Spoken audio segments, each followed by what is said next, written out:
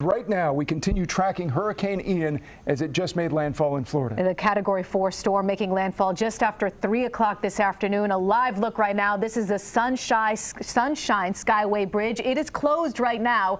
You can see heavy rain, the camera shaking in the wind, waves crashing from the storm hitting there right now. Let's look live at Orlando, Florida. This is Interstate 4 there right now. More calm there, but the rain still coming down.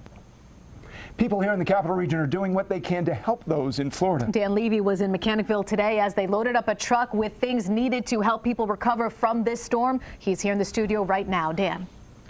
Sabrina, Mark, good evening. You know, while Capital Region residents are on their way to the Sunshine State, some are already there, and they know what it's like to live through and rebound from a powerful hurricane. The cleanup caravan from KPM Restoration left Mechanicville early Wednesday afternoon. Air scrubbers, dehumidifiers, and generators were stacked floor to ceiling inside this box truck. Even as their 20-hour journey began, their final Florida destination was still unknown. It's scary because it keeps shifting all around Central Florida.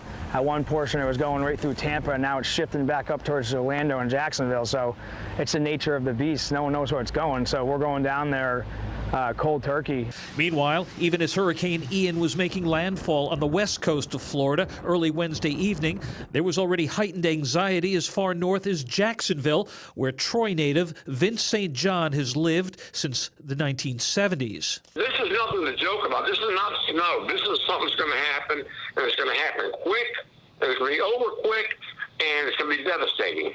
Dennis O'Connor grew up in Albany. He has lived in the Tampa area for about 18 years. He's already lived through half a dozen hurricanes, mindful that many of his neighbors don't always take evacuation warnings seriously. This one, I think that the majority of people that I had contact with have taken it serious. I was just back over at the house. I'm not far away, 6 miles away. So I went back over there to check on the house and knock on a couple of doors with neighbors who are elderly and don't always admit that they need help. So we just check in with them, that kind of thing. Well, you may recall initially forecasters had the eye of the storm passing directly through the metropolitan Tampa area. That's why Dennis feels as if he's dodged a bullet. James Kennedy expects his crew to be in Florida for a minimum of 2 months. Mark and Sabrina. Dan, thank you.